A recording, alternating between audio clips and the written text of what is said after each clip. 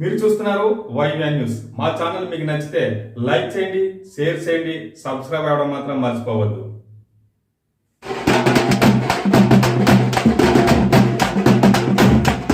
ఈ రోజు మీ అందరికీ తెలుసు, ఆడబిడ్డ నిధి అని చెప్పి నెలకి 1500 రూపాయలు ప్రతి ఆడబిడ్డకి కూడా నెల అయ్యేసరికి మీ అకౌంట్ లో ఉంటాయి. మీ అకౌంట్ లో ఇంటికి ఒకటే ఇస్తాము, లేకపోతే అత్తకే ఇస్తాము, కోడలకే ఇస్తాము కాదు. అత్తకి, కోడలకి, కూతురుంటే కూతురికి 18 సంవత్సరాల నుండి 60 సంవత్సరాల లోపున్న ప్రతి ఆడబిడ్డకి కూడా నెలకి 1500 రూపాయలు చంద్రబాబు నాయుడు గారు సీఎం అయిన వెంటనే మీ అకౌంట్ లో పడతాయి. ఎంతమంది పిల్లలు చదువుకుంటే అంతమంది పిల్లలకి కూడా 15,000 రూపాయలు అకౌంట్ లో పడతాయి. అమ్మకు దీవెన కింద. అదే విధంగా మీ 8th క్లాస్ 9th క్లాస్ చదువుకునే పిల్లలకి సైకిల్ ఇస్తారు చంద్రబాబు నాయుడు గారు. ఇదే కాకుండా 3 సిలిండర్లు. ఈరోజు గ్యాస్ సిలిండర్ 1150 రూపాయలు. 1150 రూపాయలు గ్యాస్ సిలిండర్ ని ఈరోజు 3 సిలిండర్లు చంద్రబాబు నాయుడు గారు గవర్నమెంట్ లోకి వస్తే మీ అందరికీ కూడా ఉచితంగా ఇస్తారు. మీరు ఎక్కడికైనా ఇక్కడ నుంచి మీ పుట్టింటికి వెళ్ళడానికో, మీ అత్తగారింటికి వెళ్ళడానికో, మీ పిల్లల్ని చూడడానికో ఏదో ఒక పని మీద బస్సు ఎక్కితే బస్ ఛార్జీలు ఆడవాళ్ళకి లేవు. ఆడవాళ్ళు డైరెక్ట్ గా వెళ్ళడం, బ్యాగ్ పట్టుకోవడం, కూర్చోవడం, కండక్టర్ గా ఆపని చెప్పడమే. అక్కడ పలానా దగ్గరికి వెళ్ళాలి, టికెట్ కొట్టు, ఇదేం అవసరం లేదు. డబ్బులు ఇవ్వాల్సిన అవసరం లేదు. ఫ్రీగా బస్సుని కూడా తీసుకెళ్లే బాధ్యత. ఇంటింటికి కుళాయి ఇస్తారని కూడా మనందరికీ కూడా చెప్పున్నారు. ఎందుకంటే ఇంటింటికి కుళాయి ఇచ్చేటప్పుడు మీకు ఇస్తామని చెప్పి రోడ్లన్నీ తవ్వి పాడేశారు. మేము వేసిన రోడ్లన్నీ తవ్వి పాడేశారు. మరి మళ్ళీ వెయ్యండ్రా అంటే వేయడానికి డబ్బులు లేవంటారు. పోనా వేసిన పైప్ లైన్ నుంచి కూడా చుక్క నీళ్ళు వస్తున్నాయా అంటే అది కూడా రావట్లేదు. ఎందుకు తవ్వారో తెలియదు, ఎందుకు వేసారో తెలియదు. ఇదంతా పెద్ద స్కామ్. ఇక్కడున్న లోకల్ నాయకులు ఇవన్నీ కూడా అంటే దాన్ని దోచుకోవడానికి, అందులో కమిషన్ల గురించి రోడ్లన్నీ కూడా పాడు చేసిన సందర్భం. ఈరోజు పూర్ టు రిచ్ కార్యక్రమం అని సూపర్ 6 లో ఉంది. మీకు ఒకటి చెప్తున్నా, ఈ రోజు 10,000 రూపాయలు మీకు ఇచ్చాడు. ఆటో వాళ్ళు కూడా చాలా మంది ఉన్నారు కదా, ఆటో నడుపుకునే వాళ్ళు కూడా చాలా మంది ఉన్నారు కదా. ఆటో వాళ్ళకి 10,000 రూపాయలు అంటాడు. ఆటో వాడు 10,000 రూపాయలు రాగానే చెల్లో చూసుకుంటాడు మెసేజ్. 10,000 రూపాయలు వచ్చిందని జేబులో పెట్టుకుంటాడు. కొంచెం ముందుకెళ్తాడు. ఎవడుంటాడు అక్కడ? బ్రేక్ ఇన్స్పెక్టర్, పోలీసు కూడా ఉంటాడు. నీ ఆర్సీ బుక్ చూపించు, ఎంతమంది ఎందుకు ఎక్కించావు, ముగ్గురిని ఎందుకు ఎక్కించావు, డబ్బులు తీ అంటాడు. డబ్బులు ఎవరో బాబు అంటే నీకు డబ్బులు పడిన సంగతి తెలుసు కానీ డబ్బులు అంటాడు. కోని కొంచెం ముందుకెళ్ళే పెట్రోల్ బంక్ దగ్గరికి వెళ్తే ఇంతకు ముందు ఆ 10 లీటర్ల పెట్రోల్ కనీసం మనకు 500 రూపాయలకు 600 రూపాయలకు వస్తే ఆ డీజిల్ ఈ రోజు బయటికి వెళ్తే కనుక ఇంచుమించు 1000 రూపాయలు డీజిల్ కొట్టించుకోవాల్సిన అవసరం వస్తుంది ఒక్కసారికి. అందుకే అది కూడా భరించి ఏదో రకంగా ముందుకెళ్తావరా అంటే రోడ్లన్నీ గోతులు అయిపోయి ఏ పార్ట్ ఎక్కడి నుంచి ఎటు ఊడిపోతుందో తెలియదు. అంటే వేసిన తర్వాత ఇంటికి వెళ్ళేలో 10,000 హాంఫర్ట్. చంద్రబాబు నాయుడు గారు అది కాదు కావాల్సింది. నీకు 10,000 రూపాయలు సంవత్సరానికి కావాలా, నెలకి 10,000 రూపాయలు సంపాదించుకునే మార్గం కావాలా అని చంద్రబాబు నాయుడు గారు ఆలోచిస్తున్నారు. ఈ రోజు మనకి నెలకి 10,000 రూపాయలు మన కష్టం మీద సంపాదించుకునే ఆస్కారం కనుక చూపిస్తే అది నిజంగా మనకి నెల అయ్యేసరికి ఆడెవడో సంవత్సరం అయ్యేసరికి 10,000 రూపాయలు వేస్తాడని ఆలోచించాల్సిన అవసరం లేదు. మన కష్టంతోని ఆ పెట్టుబడి చంద్రబాబు నాయుడు గారు మీకు పెట్టి ఆ 10,000 రూపాయలు ఎలా సంపాదించాలో తీసుకునే మార్గాన్ని చంద్రబాబు నాయుడు గారు ఇస్తారు. దయచేసి ఈ విషయం మీద మనందరం కూడా దృష్టి పెట్టుకోవాలి. మీరందరూ కూడా చంద్రబాబు నాయుడు గారు వస్తేనే మన బతుకులు బాగుంటాయి. మీరు ఈ విషయం మీరందరూ కూడా గ్రహించడమే కాదమ్మా, ప్రతి ఒక్కరికి కూడా చెప్పాలి. ఇంటింటికి కుళాయి గురించి కానీ, అదే విధంగా చాలా మంది పిల్లలు చదువుకొని, ఇక్కడ ఉన్న పిల్లలు డిగ్రీలు చేసుకొని, నేను మొన్న కొంతమంది పిల్లలు అడిగిన ఏం చదివారా అంటే ఒకటి MBA అన్నాడు, ఒకటి MSc అన్నాడు, కెమిస్ట్రీ అన్నాడు, ఒకటి MTech అన్నాడు.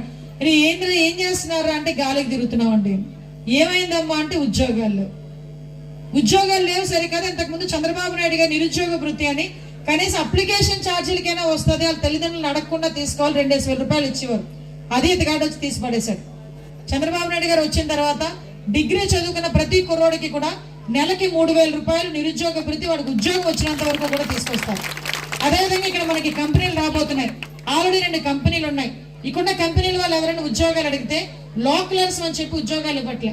దాని మీద కూడా ఫైట్ చేస్తాం. యాజ్ ఎర్లీ యాజ్ పాసిబుల్ ఇక్కడ ప్రతి సంవత్సరం కూడా గవర్నమెంట్ ఏం చేస్తుందో ఏంటో తర్వాత ఉద్యోగాలు తీయటం. మన నియోజకవర్గంలో మాత్రం డెఫినెట్ గా ప్రతి 6 నెలలకి ఒక జాబ్ మేళా కండక్ట్ చేసి నిరుద్యోగ యువతులందరికీ కూడా ఏదో ఒక కంపెనీలో ఉద్యోగాలు కల్పించే బాధ్యత ఇక్కడ మేమందరం కూడా తీసుకుంటామని మీ అందరికీ కూడా తెలియజేసుకుంటున్నాం. అమ్మ ఏదో అనితమ్మ వచ్చింది ఎలక్షన్ల ముందు ఏదో మాట్లాడేసింది వెళ్ళిపోయిందని కాదు. నేను ఎక్కడికి పోను, మీ నియోజకవర్గంలోనే ఉంటాను, మీ ఇంటి ఆడపిల్లగా ఉంటాను. ఆ రోజు మీరింటో అందరూ నన్ను ఆశీర్వదించారు.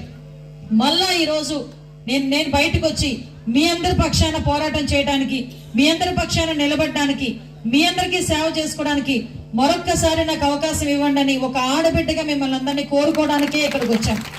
మీరందరూ ఉన్నారనే ధైర్యంతోనే నేను మళ్ళా బయటకు వచ్చి ఈ రోజు ఎలక్షన్లో నుంచుంటున్నాను.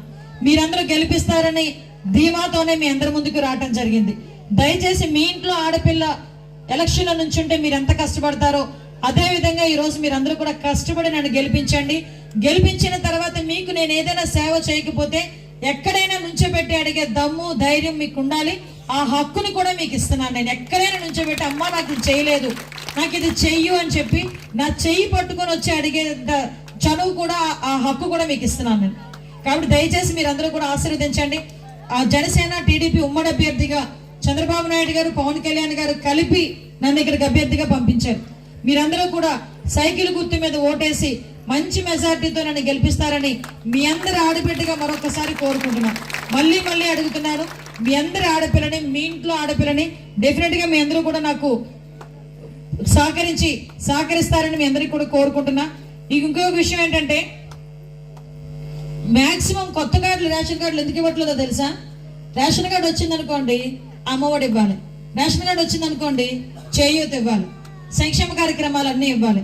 అదే రేషన్ కార్డు లేకపోతే ఏమి ఇవ్వాల్సిన అవసరం లేదు. అందుకే రేషన్ కార్డుకి 10,000 పెట్టాడు.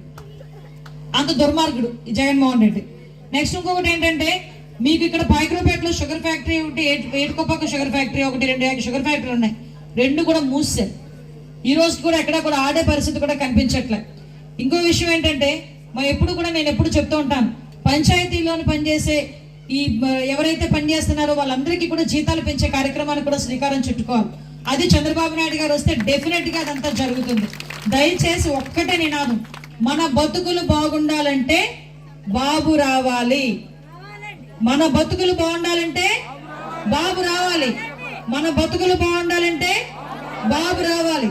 అది చంద్రబాబు, పవన్ కళ్యాణ్ బాబు, అవునా కదా? ఇద్దరు రావాలి డెఫినెట్ గా. మళ్ళీ కోరుకుంటున్నా, ఎలక్షన్లు ఎప్పుడు వచ్చినా మీ అందరూ కూడా నన్ను ఆశీర్వదించి సైకిల్ గుర్తు మీద ఓటేసి మంచి మెజార్టీతో గెలిపించాల్సిందిగా మీ అందరినీ కూడా కోరుకుంటూ, మీ ఆశీర్వాద బలంతో మంచి మెజార్టీతో గెలుస్తానని నమ్మకంతో మీ అందరి దగ్గర సెలవు తీసుకుంటున్నా. జై హింద్, జై తెలుగుదేశం, జై జనసేన.